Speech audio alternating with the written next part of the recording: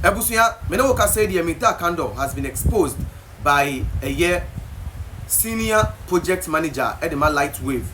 Or say, in someone Mintah Akandoh Kotna TV ni radio super car ye, essay, on backup data based no ewo India no, the Caribbean or say, from in someone minister the car from day one. So, and now Menoka say, I go cry where she say, no correct. Our minister no.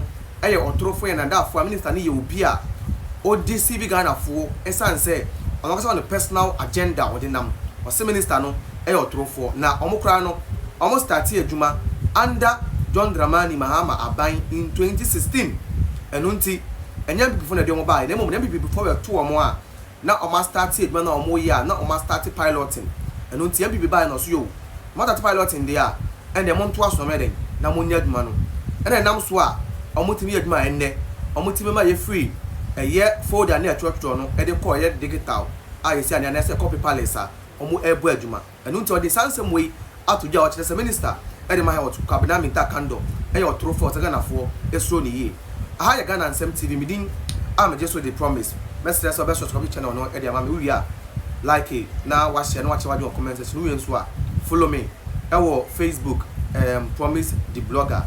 Now, for instance, follow me on TikTok, promise the blogger. You go to someone or Modia to Jano, Embra. Before December 2024, Ghana for Tuaba, SSM Mu Sabain for Embra. Now, at least, ma connected all hospitals, ABC polyclinics, right? You're connected. ABC health centers, health centers ni be health centers no send America 649. Yes. It is aka 500. And as a number connected health centers ni be. Yes. Good.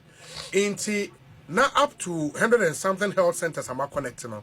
Na system nenya problem be. And as na juma fine. System ya juma for over 9 years. Time I started here free phase 1 no. Yes. Edebe PIM 2024 December. Even 2025 cry. Juma. And hospitals they communicate bibia kama obia ni asem and na cry me ne wo ka say and na me ne wo ka say ya oswafo no be kan say ya dundum system ni nti anu nti wa ope oso ano wa kwa kope alternative way. Yeah, over more than 50% of the hospitals are working. Still on normal system. And make us say so obobie o more in central for baby. Yes. To omugu Ghana ha na omunko bisa hospitals metimi ama oni nyina list. Omunko bisa so omu ye adwuma na omu nya adwuma. Omu nyina are working on normal system. Omu ye adwuma your system ne so and necessary ya me ne o ka say. Child facilities over 113 so government facilities over 98. No nim system no ewo enhihye sani America say ya connect a omo kasabom na obeka minister ne kan say data no to India. Yes, minim nipo otu ne former ne say you know data na to Ministry of Health first floor Ministry of Health I met me de omo server room na wan kaso wahwe say baby a wo hwe no eye Ghana ha ana say eye India mama mbue ma na wan kasa ehwe so wo bre a and no na a data of patients information and say unim say patients no uko hospital bia hospital bia won server sure e won network won bibia okay into no utimi ye adwuma uni obi ani asem okay but ye obi be a friend backup say wo ye adwuma e bia wo trotro say nkrata akra na trotro ese say hu say ese nkrata mi di bi me ya photocopy yes edigu baby na say that we share anasa save so crafa na metimi anya bi eno esi Ministry of Health enti facilities na ya connect ni nyina no omo fa omo anobo e wo Ministry of Health yes enti obia data e wo ho enti na nsan kra kolebu omo server room na chi ya na omo data center she ye no sa kwan so ne ye fa ye e de assignment omo timi ye de e ye adwuma omo antim omo Mrs patient folder ba kokra e wo mu but it's also even normal say data nekra ewo Ministry of Health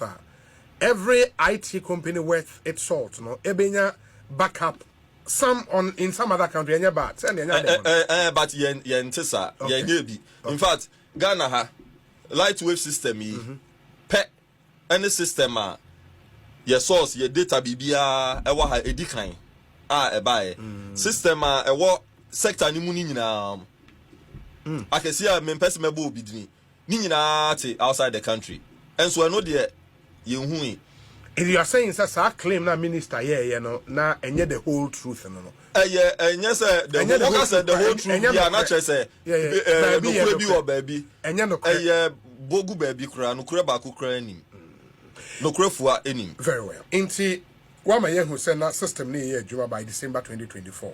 Fast forward January 7th handing over Akoso new president aba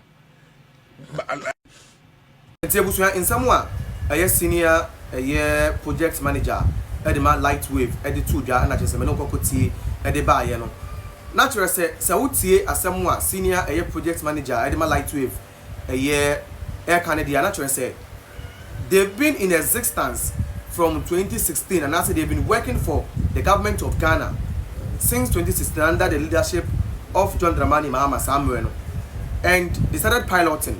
So when the NPP government came, number 2 said, I must start piloting now. Ejuma Exp0se, and as a government Ojum timamufuo na timamufuo eye de no mkan koda na ni so no. O can say okay, since you've already started working no, and you're right, so because some terminated contract no. So they continued with the contract. Say okay, you guys have already started working, so the best thing we can do is say continue the work that more you know what you say, continue the work that you are doing. That's the best thing you bet me as a government. So they did what? They told the people that okay fine, you've already started working, so continue the work and do it. Say the beya bet me abua ama Ghana sa folder na be connect to folder ira ni hu we ni na no all those stress be free. Eti as at 2024 ending no normal connect all the major hospitals, all the government hospitals every kra ma omo de eye community centers and as chips compound ni na be brede egusu a na che seduma no omo ye mu almost 70% at say omo ye awie. And now him say eduma no enye easy task because hospital ba ko kra no oba linki awie no it takes time. Even confirm what you kwalebu any there's a teaching hospital say away. Enti naturally say o ma link most of the major hospitals no every and naturally say aka some small hospitals be also made then omo di omo guso the major aspects of the work no o ma ye every they aka no eye ni kete bia na also made then omo di guso.